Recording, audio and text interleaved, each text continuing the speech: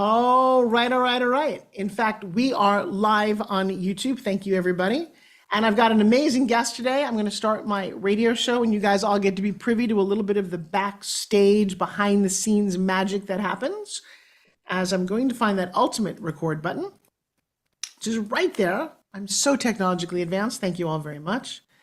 And there we go. Hey, everybody, it's Forbes Riley, and welcome to the Forbes Factor, one of my favorite hours of the week. You know, one of the cool things about having a podcast almost for 15 years now is that you get to meet the most remarkable people, and today's guest will delight you to no end. She is a remarkable business mentor. She's young, but she's wildly successful, full of information. We recently did her podcast, and I'm so excited to have her as a guest. Before we do that, though, I'm just going to venture into what is going on in the world of Forbes Riley. And I just got word that this October 5th will be the premiere of my movie. We're going to be a big screening in Paris, not in Paris, sorry, at the Paris in Las Vegas. And I will be giving out some free tickets to that. So if you're excited, by all means, make sure that you head over to and grab a free gift. And this way I'll know that you're on the mailing list. Go to www.freegift from Forbes. You'll get my 1 Minute to Millions, and you'll also be registered for a drawing to come to my screening of my latest feature film. There'll be martial artists there. It'll be quite an exciting adventure. So make sure you grab your free gift from Forbes.com. And the last thing I want to just share with you is that every Sunday, I don't know if you guys realize this, but I've been teaching live. Now, if this is airing and you're listening to it 10 years in the future, maybe not. But right now, while we're doing it in the spring of 2024, if you head over to www.pitchsecretsmasterclass.com, I give away tips, secrets, strategies that have enabled me to gross a little over $2.5 billion in sales. Yeah, most of my living has been spent pitching other people's products. And now I take great delight in sharing those secrets with you guys, because most people spend no time thinking about their pitch. You are thinking about the book that you want to write, or the course you want to teach, or the coaching that you offer. Maybe you're a massage therapist, maybe you're a hairdresser, a lawyer, it doesn't matter to me. How much time and energy have you spent perfecting the pitch? How much clarity do you have in your message, in your brand? And as I just graduated a class today in a training I call Pitch Like a Pro, it is everything. If you can't get someone else excited, and write this down, these are 3 little tips I'm just going to give you off the top of my head. What does it mean to do a proper pitch? Well, it's not about sales technique.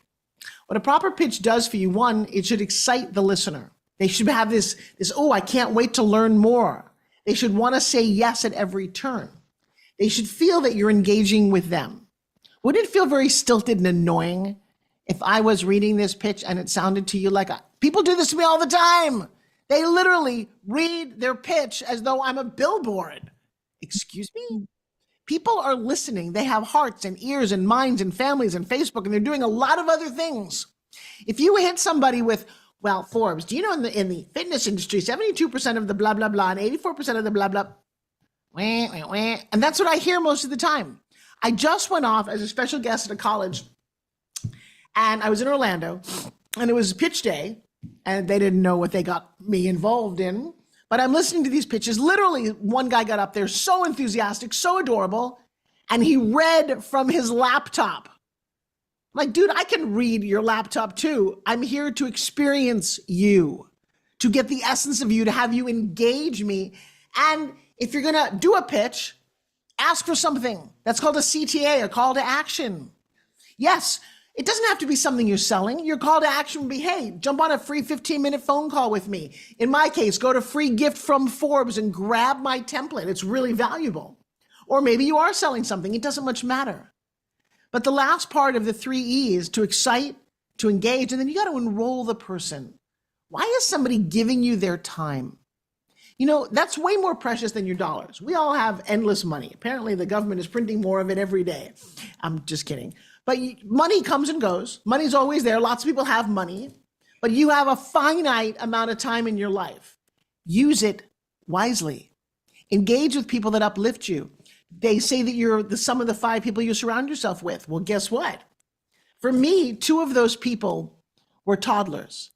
For the last 21 years, I have had 2 of the people closest to me be the most curious, adorable humans on the planet. And you know what that did for me and my tribe and my audience? Made us curious, made us re-examine things, made us celebrate holidays. Halloween is a whole lot more fun if you're under 10, I promise you.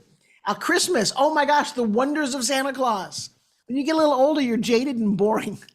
So I highly recommend you find a kid in your life. McKenna has created a book called Every Company Needs a Kid. You know what? You don't have to always have a kid around. Sometimes just be kid-like. Be curious, investigate, ask questions, get involved, lean in. I'm so tired of people coming to me wanting success, but choosing to sit on the sidelines. No one ever won the Super Bowl sitting in the stands. It's a fact.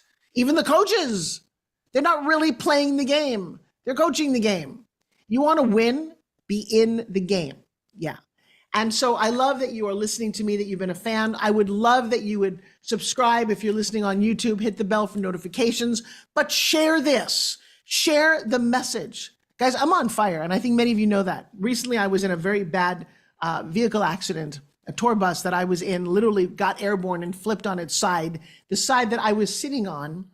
And my daughter and I were both had our heads against the window. The next thing you know, when we opened our eyes, our heads were through the glass on the asphalt.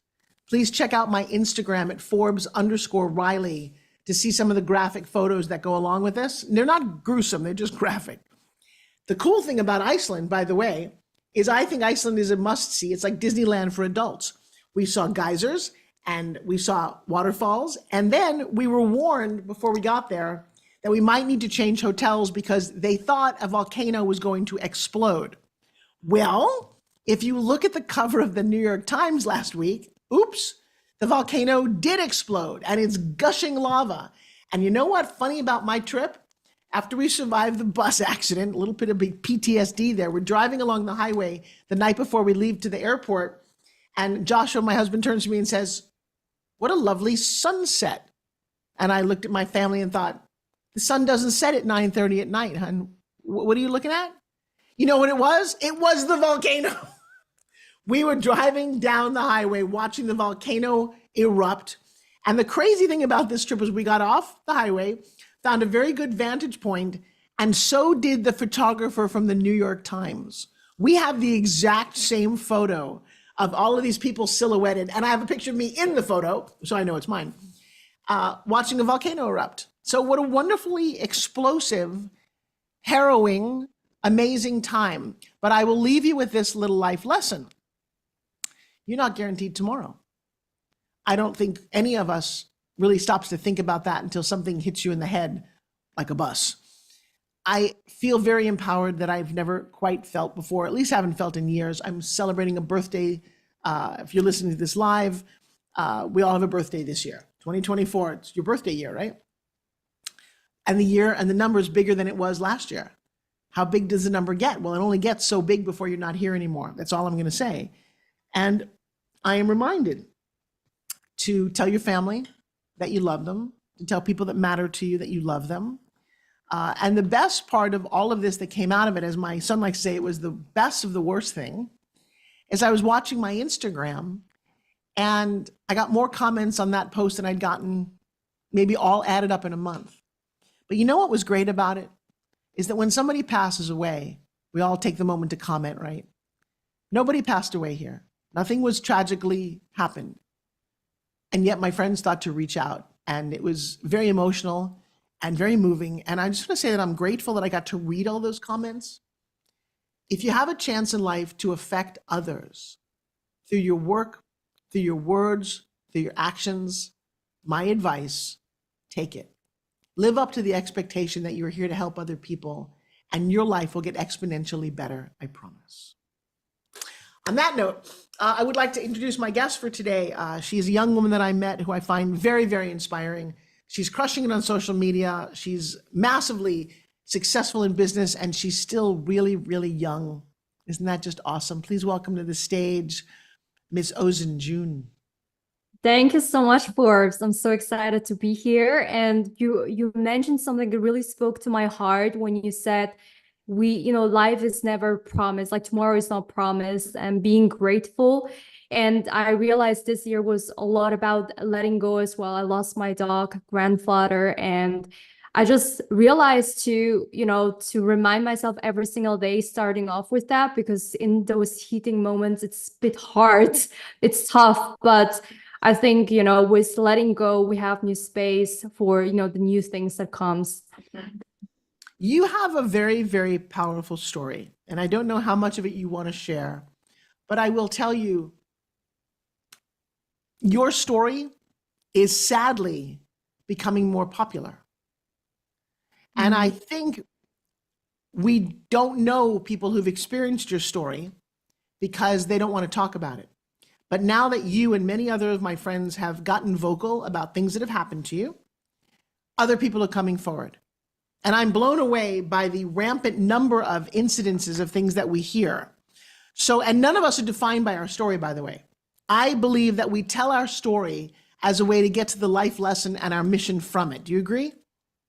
I agree, absolutely. So share with us, how old are you?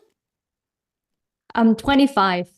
It's such a great age. Oh my gosh. Oh, 25 is one of my all-time favorite. When I look at my daughter who's 21 and my son who's 21 and anyone in their 20s, I want you to just enjoy what's ahead of you. I wish there was no internet when I was in my 20s. I did a lot of things on my own. You have such an advantage, and I love that you're a voice for so many. So why don't you tell everybody a little bit about who you are and what you're up to? Yes, so my name is Ozen. I'm known as the brand queen because I was in six-figure debt and living without purpose, but I took action, and within the 8 months in my business in coaching, I could make six figures in cash and featured in Times Square, New York. And as an example of that, I've impacted and coached 15,000 people. And now what I'm up to is to help CEOs just like yourself to help to attract online clients, to build your brand. And one of the keys to my success was to lead always by courage over confidence. And my mission is now to create more badass leaders who create a mind-blowing life that they love and understand that you can have it all: wealth, relationships, the money, and really like have the standards that, create a fulfilling life to yourself. Can I just add in something? I gave a free gift at the very beginning of this program. It's a 1 minute to millions introduction. You took that training. I hear exactly. I was in the training, and that's why the 1 minute pitch, it was so good. And that's exactly what I did. That was such a great introduction. I'm like, I'm responsible partly for helping with that introduction. It makes me soar with excitement. You have no idea. I know what you're up to. There's such clarity. Now, tell everybody, but you're very young to have started this. Give me a little history. Why do you do what you do? Yes, so everything started with my uni dropout. I was still in school in Switzerland. And at some point, I felt like school was limiting me in some ways. So I started a side hustle in digital marketing. Wait, let's step back. And a little coaching here, my girl. Yes. When you look the way you look and say, well, it happened in university, and I would say university because uni is such a big thing. I don't hear it fast enough. How did you get to Switzerland? Where are you from originally? Give me a little bit more context over this very exotic, young looking woman. Don't look Swiss. Give me some background on who you are. Yes.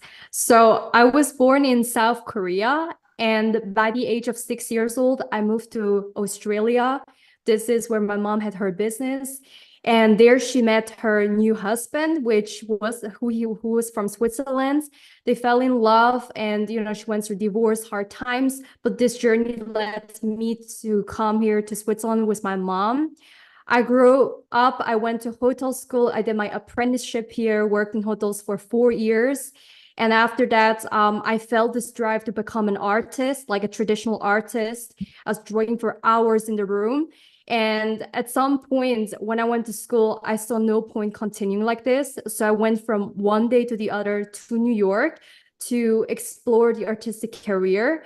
And after that 1 year exploring around, I realized that art alone is not what I wanted. It's very different to draw for like 13 hours a day versus just as a hobby for 30 minutes. And that's why I returned back to Switzerland to take up on university again, because there was a new study called design management, which is arts and business in one. And I thought that was the one, that's what I want.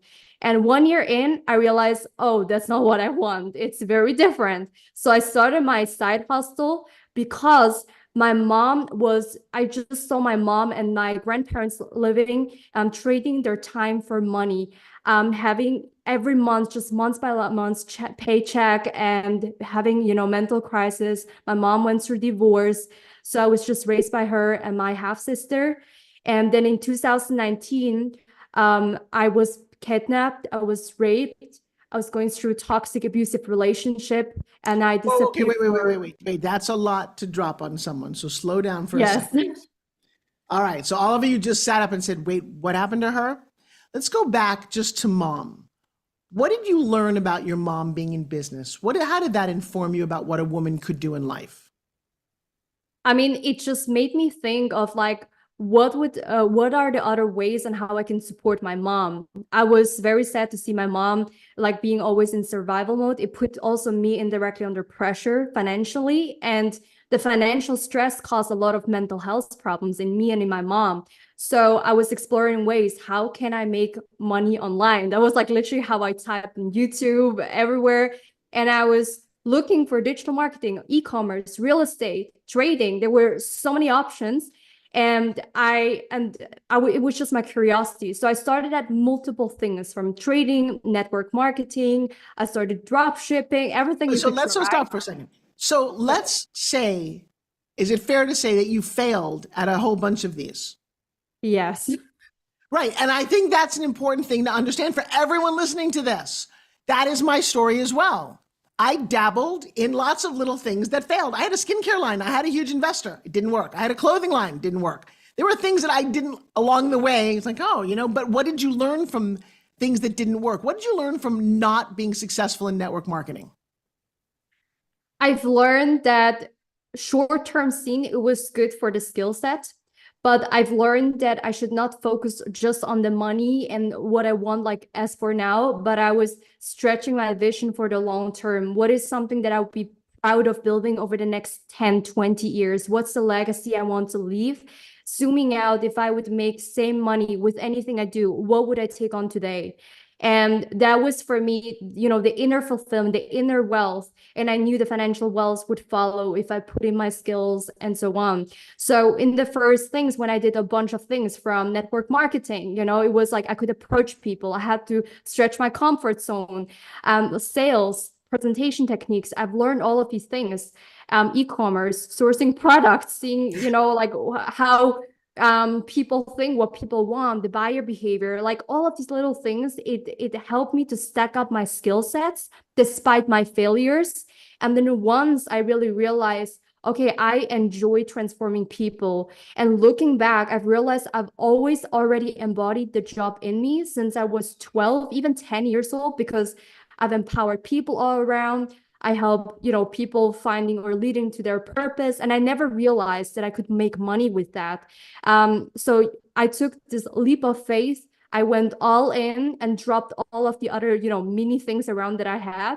So 100% focus on the coaching business. And this is where things took off. And I think where the context lies, what people don't understand, is that my success was making 6 figures in the first 8 months. I think that was more possible because I had skill set prior that I stacked up through my trials and errors before, but also because of the focus and the price I paid for what I truly wanted. So, when people call you lucky, it's like, yeah, it's a lot of hard work. Right. I believe in hard work, smart work, deep work, high work, like in all the ways. And I think this is really the price that I was willing to pay for to get to where I am today. I love that. So guys, did you take away some of the lessons? You will hopefully fail at things, because if everything you do, you succeed, you don't always understand what made you successful. It's hard to duplicate that. And I've never met any entrepreneur whose ride is just straight to the top without these little dips and valleys. And what's great about Ozen is that she gleaned the message. So many of you hit a failure and wallow in it. We talked a little about mental health. You can wallow all you want. It's not very constructive or creative. And you realize that, just like Rocky said, it is not how many times you get hit. You will get hit. It's how many times you get hit, but you're willing to get back up again. And that is what makes you successful. Certainly what makes you lucky is that you've done it enough. Luck is what you make it. It's opportunity meets preparation. If you don't put the time and energy in and realize you're in this for the long haul, you're in this. I got a 25-year-old talking about the word legacy. Those are such important values to begin to incorporate into what the journey is. Now, you had a hiccup in the journey. You mentioned very quickly, and you can't go that quickly over somebody who's been kidnapped. You don't hear that a lot. Can you expand a little bit so other people don't fall into the same trap you did? Yes, sure. So in 2018, before the kidnap happened, I was in a toxic relationship. And after a month in, I realized that this is not what I want. He was very controlling and stalking me already, jealous. And I communicated this. Things really didn't work out between us. And once I told him, like, I want to break up, I can't continue like this, he lashed out, and he turned into a complete psychopath. And in 2019, in February, he just put me into the car. I mean, like, it happened just all of a sudden when I came back from school, and he kidnapped me. And unfortunately, this incident repeated even 3 times in a row. And whenever I say this to people, it's like, already one time is a lot. How come you get kidnapped 3 times? And that was because here in Switzerland, the laws don't exist directly. When you get kidnapped, it says, stalker or interfere privacy. And the police told me to calm down on this. But this happened, and the 3rd time it escalated and I disappeared. And while I was disappearing on the 3rd time, and I was in a car at 2 a.m. in the morning, somewhere I have no clue where we're at, car, I was just screaming around and crying.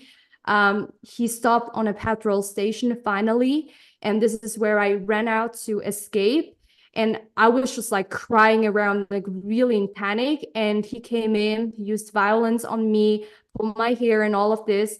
And at some point, I took my phone as fast as I could. I messaged a friend that was just on top of my WhatsApp by chance. I told him, hey, I'm kidnapped. This is my location. And exactly at the time, he took my phone and he smashed it on the floor. And then he took his car and he was gone. And from that moment, really at 2 a.m., there was no one there where we were. It was just like forest next to me, a motor throughway, highway of cars. And I was crying for 40 minutes on the floor until a man found me. And by chance, I think this was really God protecting me. He was a local policeman. And this local policeman later, like he was talking to me. And once he came back, the crazy ex that came back with the car, as well as my friend that I texted on WhatsApp, he was by chance awake. We all came together. We had to handle things. But all of this story, it's interconnected with so many different stages of things, from the rape, the kidnap at the 3rd time. Then I was in a hotel room, locked up, in cars, locked up for hours. In school that I couldn't go, I jumped out of the car, off the balcony once. There were so many things that I went through emotionally. But one of the things that I do want to mention for anyone out there who is going through a toxic, abusive relationship is that the kidnap, it starts with the words. When a guy is being physical, by words abusive, it leads to the physical harm. It's only a matter of time. And I realized that some things in this whole stuff that I've experienced, it was not fully my control. While I view my life as a generator of all the results that I do, the good and bad, I think that I just realized that from the day on, like, I cannot control what has happened, but I can control how I live for the rest of my life. And, after this 3 years court trials, hard times, PTSD, anxiety, panic attacks, I had skin eczemas for 10 years and things that came up. And the hardest part from all this story is not like my cries and sufferings behind the scenes and the physical harm that was on me, but I think it was transitioning into the healthy relationship, the healing was a very messy journey. And I never understood what true love was until I experienced true love with my current boyfriend.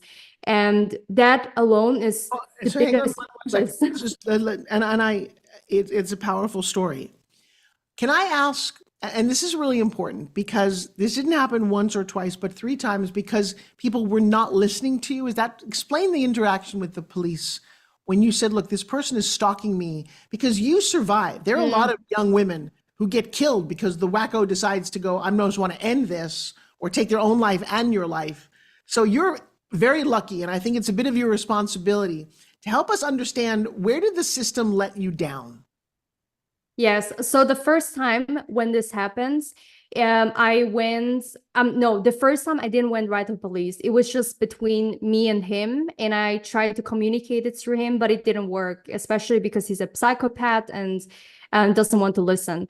And then at some point, when the second time happens and I went to the police, the problem was the police didn't took me seriously. They were saying, okay, what happened? So you're good. He didn't physically yet really harm you. Next time when this happens or he wants to take you somewhere, like just call us. And I told them I cannot call you when, you know, his guys want to kidnap you. It happens in seconds. And they didn't really quite understand that. And they just calmed me down. So this is where the system failed me, that the police firstly didn't react seriously enough about this to take already measures. And Why number do you two, think, wait, why do you think that is? Do they not, I mean, you had a chance to reflect on this. What's going on with the system? well, I reflect a lot on it. Right now, I'm on my way changing the laws in Switzerland to start an initiative. But back then, when this all happened, there is no direct law in Switzerland that is standing, you know, against kidnap and rape and things. And especially like for stalking, yes, because it interferes against like privacy things. And I had a lot of evidence, you know, during the time, like my phone that was broke. But the moment when I got raped, there was no like camera there or things that could be proven. And also when I was raped, I should have gone to the doctor right away the next day. But the problem is I didn't do it right the next day. And you know, the ashamed, I was under shock and a lot of these things. So when there is no direct evidence, they don't do much about it.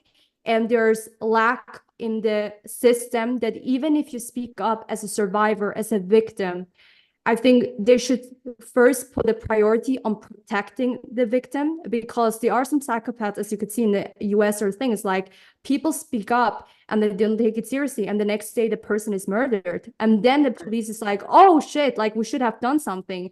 And now it's too late. And I told the people, and even other people who go through this, why don't you speak up? Why did I not speak up? And it was simply because of shame, of fear, threatenings that I got from him. If you speak up, if you go to the police, if you tell your family, then I'm going to kill myself. I'm going to, you know, do something to you and your family. So I got a lot of threatenings, and he knew everything about my life. You know, after all, he was my ex, so he knew where I lived. He followed me in school. He harassed me and called me 100 times a day. He lent cars from other people to stalk me through different angles and things. And that was for me very scary to get around. And as mentioned, the lack of the system in providing the security, encouraging people to speak up, but even after speaking up, providing the safety, that is the problem. Certain laws has to be stricter. And I don't want to blame the police, but it's just a way to maybe think about that, to improve certain things, to when victims speak up, to take them more seriously, to put him into a preventive prison or something, because this guy is still out there in Switzerland after the third time, and Are you after serious? everything, he's still out there. And you know what's the crazy thing? After I got through this incident, I received one day a DM on Instagram, and it was from a woman that I didn't know. And she said, hey, Ozen, I'm the new girlfriend of him. You don't know me, but I heard about you. And right now, he put the axe on my car. He destroyed my car completely. He raped me. He abused me. And I want to commit suicide. And that happened at 3 a.m. in the morning, and I had no clue who this lady was. And I tried to stop her, have a conversation. And it was the same dude who did this to her. And then later, I also realized that he already had a kid, a baby that he hid away from me. So the women before me, the ex before me, had the same problem. And then it was me and then the other girl. And guess what? This guy is still out there. And I was wondering to the police, when I was at the court, my mom was next to me. I was crying the shit out of me. And you know, the judge said to my mom, well, you know, your daughter is right now alive. We're good. Kidnap is not as bad as other things. So that's, you know, like he was really talking in a relaxed way. And my mom said, well, you wouldn't say the same if you had a daughter, if you had a son. When you get kidnapped, you can get killed. There are a lot of psychopaths. And in my case, I was still lucky. And I think it was really God's protection that I was, you know, still safe and that people found me and that I got out of this. And right now, what I'm working on is to change the Swiss laws on that and to contact these other women who were involved, to encourage them to speak up so we can get him out, expelled from Switzerland, and other ways. So it's a very How about just complicated locked thing. up? How many times do you have to commit a crime before somebody says you're not part of society anymore? Yeah, I don't know. Like, this is insane. So Wow. I just told myself, for me, it's a headache. You know, to change a law here, it does take a lot. You know, it's a little bit of a homework of research. I have to Oh, get I get it. signatures It's within a definitely not month. easy. I mean, I'll tell you, I just went through this vehicle accident, and the company responsible has not reached out to any of the victims. I'm sorry, it was driver error 100%, and I guess they think if we don't do something about it, they'll just go away. And Oh my, I'm sad about this, and you don't realize it until you're a victim of something that the laws are not in place to help you. yeah. So number one, what are the signs that somebody can look for, do you think, as you're reflecting upon this, that it's time to leave the relationship? So number one, if the person makes you more cry than to smile, it is a sign to reflect. It's so simple, but yeah, you would know if you're really unhappy. And then also number two is when the person starts to, by words, like harm you, like, and offend you and manipulate you, gaslight you in any of these ways. Just check in with how you feel. You know, it's the subtle little things day to day, and you sometimes don't realize it, but the little feelings that you get, like it says a lot. And then it's a matter of time when the person gets physically really violent towards you. That's number two. And another thing is from that is they just simply make you feel bad in all the ways. Again, it goes into feelings. You know, I had like physical stress, like neck pain, in my stomach. There's like this tension that comes up, or you feel like you're scared. You cannot like be really who you are. There's something repressed. Like you just know as a woman and you're intuitive. So I trust that when you listen to this, I think that most women know the signs already. We're not stupid. We know, you know, but it's just like have this courage to follow that through, like, you know, document the things, journal things. This is one thing I've learned going through this court case. I had to document every single thing, the evidence, when he reached out, when what happened. You never know how things going to happen. And it's also good for yourself just to know and check in. What are the good things in him? And what are the reasons why you stay in this relationship? Just like this pro and con, like this list for yourself, and then document the things when things are weird, you know, in So chats or ultimately, wait, you went through a court case. What was the outcome of the court case? well, the outcome was that he's still out. So like I was in this whole 3 years, multiple times at the court. I had to tell my story over and over again. And the only thing that I felt that I was going through is just like more sufferings because of the same emotions that came out. But there was not really much that came out. Like he broke my phone, he injured my hand, and like mentally and things, it was a lot. And there was a cost that he owes me, but it was not much. It was like 5-6 grand or something. And until now, he didn't pay me that money. You know, like it's not even about the money, but it's just the principle that even now, what made me so mad, and right now what I'm still going through, I just emailed like today a secretary on that, is that the money that he owes me, it was a decision from the court. So it's not even a question. He has to pay me that amount, and he cannot do anything anymore in the next 3 years. Otherwise, he gets expelled from Switzerland because he's a foreigner. But the problem is that he doesn't pay. And they said, like, it's my responsibility to contact him directly. And I said, sorry, What why is would I wrong do with? that? And this was a female judge? It was a male. I mean, I went multiple times to the court. So sometimes it was like 2 women, 2 men, and then another time it was a female judge. Did they not get the memo on how to be human? I know, it's crazy. Wow. And I felt one thing though, what I felt was the first time I was with a female judge, and I felt she had a way more empathy towards what I was, going through. And she could see that this guy was lying straight in her face. Things didn't make sense. And, and because of that, like the things were rooting for me in terms of what I went through, and she protected me. But then later we went to the next court and how to keep fighting, doing, saying the same things.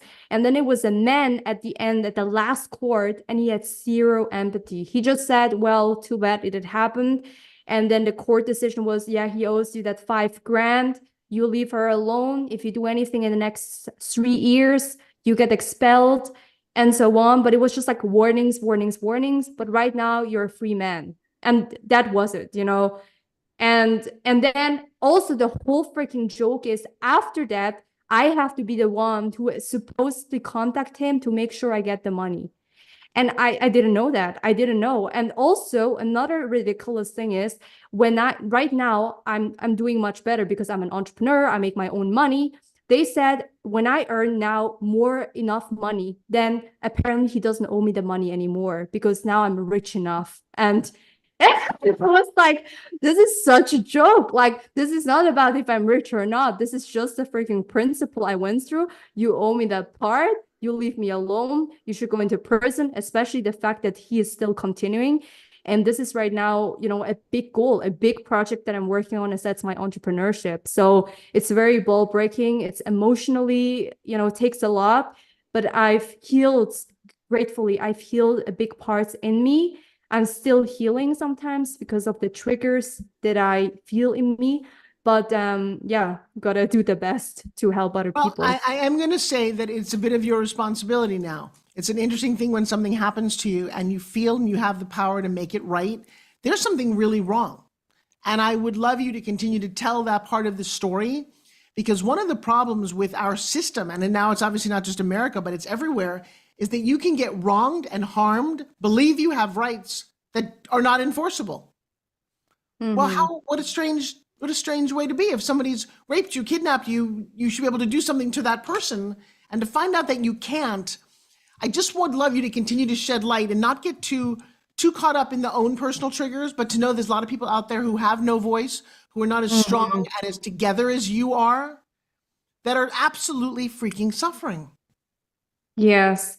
No, I think if you're women, men, going through this and you're in silence and you feel shame, I want you to know that this is totally normal. You should not judge your feelings, because whatever you feel, anger, sadness, frustration, I always felt my feelings intense to release it and never judge them. And then another thing is that what helped me out during these dark times is very strong reframing. Because when I just put a focus on what I was going through, I felt so much pain. There were times I wanted to, I want to commit suicide. I had like this depression, dark times. I couldn't open my jaw anymore physically because of the stress, and my eyes were hurting me from crying so much.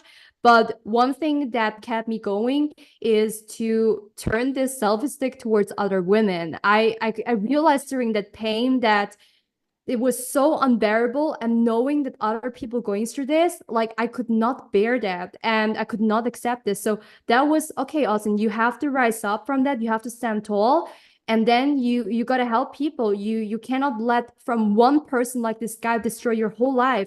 I've always been a woman of big dreams. I didn't know how to do them all, but I knew there was something bigger, this calling already back then in the days. And that's what got me back up to turn on the lights. And I knew that, crying my bed for the next 3 months, not going to do anything. No one gives a shit about that. So I have to give a shit about myself and not waste my energy. And that is where, my intelligence said, use your energy to go on your dreams. You're going to be even more successful. You going those lows, you gain empathy and things and gifts that no one went through.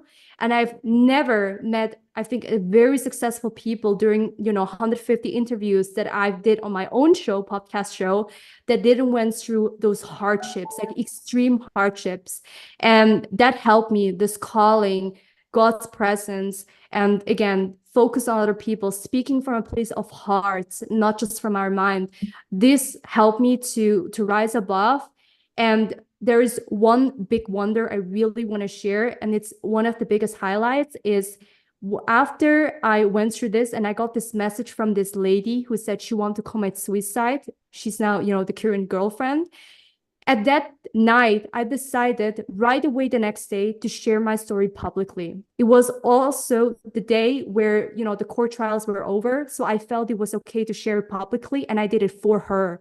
So I recorded a video, 3 minutes. I was really scared of judgments, what the world will say, but I didn't give a shit because this video was for her and to other women. So I shared it. And the reactions were pretty positive. There are a lot of people who said, oh, girl, I would never share this online. And people, say their things. But I focus on the people who need to hear those messages, because words can change people's destiny. It can kill people and it can save people's life. That's how God created the world. And when I realized the power in those words, this is where also interconnected, where my passion for speaking comes from: stage, business, coaching, mentoring. And also when I started to reach out to organizations that defend violence, women empowerment, I got my first speaking gig at Kensington Palace in UK, 2023 last year. I shared my story in front of a lot of women. And after that, it was so crazy. I had a skin eczema for 10 years, and with antibiotics and things, it would never go away. I was bleeding a lot.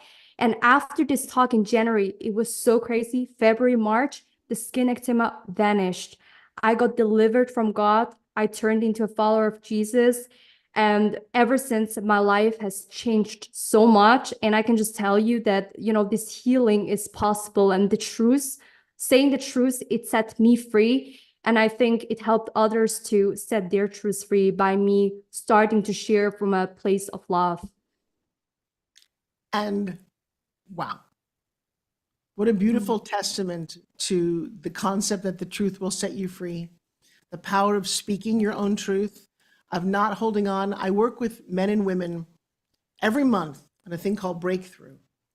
And I did not realize the extent of sexual trauma that almost 1 in every 3 people has dealt with in their past. And it's heart-wrenching.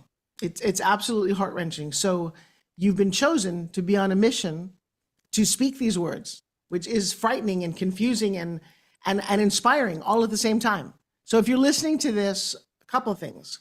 One, if you're listening to this right now, you were supposed to be listening to this. So there's a couple of things. One, something's happened to you and you've never shared it, or somebody that you love, or two, you want to help support people who are suffering. So if you are either one of those, I suggest that you reach out. You can certainly come to my social media. Ozen, how do we find you? On Instagram, you can follow me, Ozen June, the way it's written. I love that. I also love the sense that you are in love now, that you are still so young, but not so shattered that you can't find the beauty in your own heart. Yes. How did you meet your current man? Through a social media marketing course. So it was funny because it was during COVID time, right after I dropped out from university. I was, very much hustling in my room, and I took up a course from Jason Capital on digital marketing. He was in the same course, but we're not in the same Zoom calls. But some dude set up an Instagram group chat with all the students who were there. And I'm a very crazy networker. So I just reached out to 4 people and said, hey, what's up? Like, how's how's the things going for you in the course program? And one of them was my boyfriend. And the funny thing is, he didn't have a profile picture. I just picked people by their interesting names. And after that, we chatted back and forth. And most students were from America. And when we chatted and he said, I'm in Switzerland, I was like, oh my God, that's so cool. And at some point, you know, he said like, yeah, I can meet you. It's 3 hours away from you. And, you know, I didn't meet him by the intention he would be my boyfriend. It was more like coffee chit chat. We're both entrepreneurs. And I was literally telling my mom before I went there, Mom, it's not a date. You know, I'm not looking for a guy right now. It's just like business, no boyfriend, no problem in life. And I was in that mode.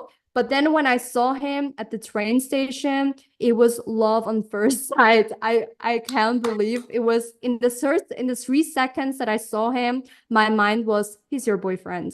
And he thought the same. So since day one, now we're 3 years happy together.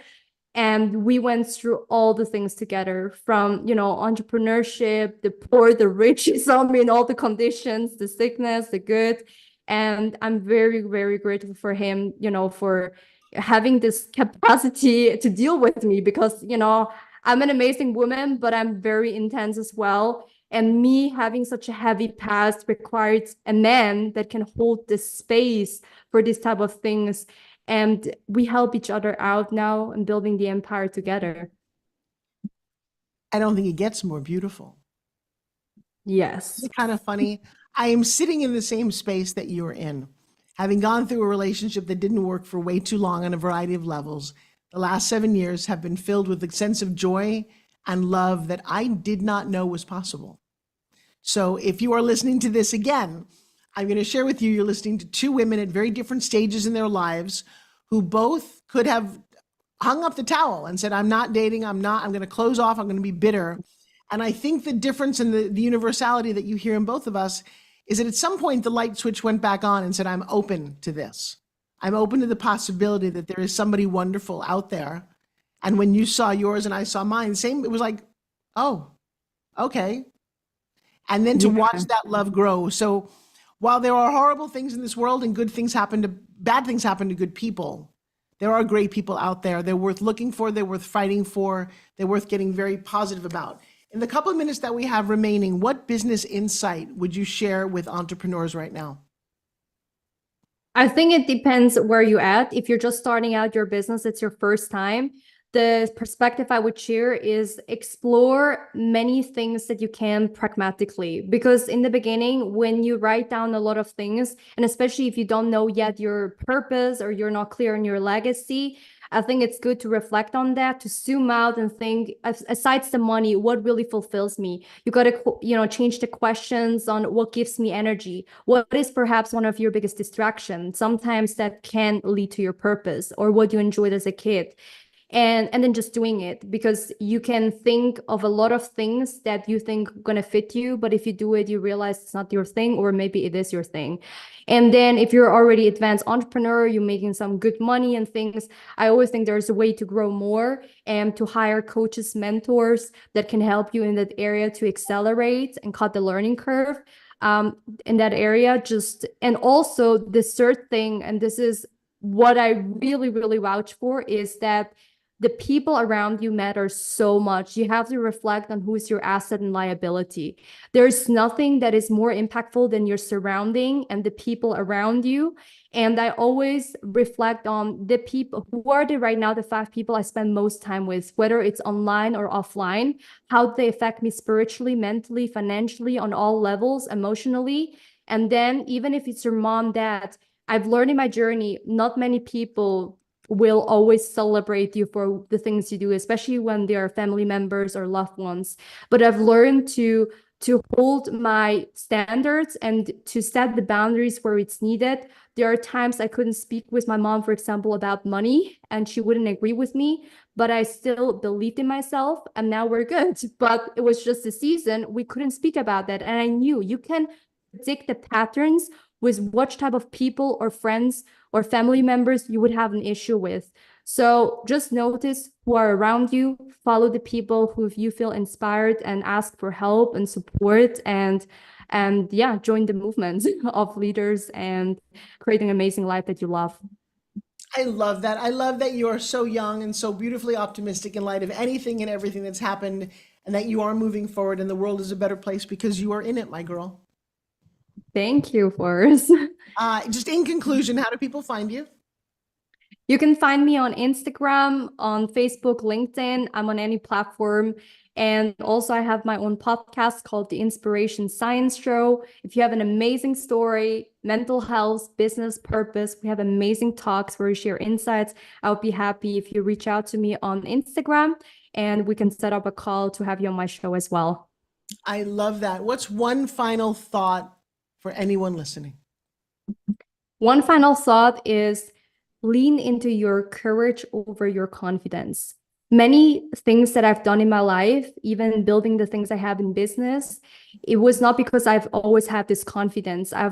People perceive me as an extrovert, but I think I'm a trained extrovert. And this is because it comes from courage. Speaking up my story, it brought, I needed a lot of courage.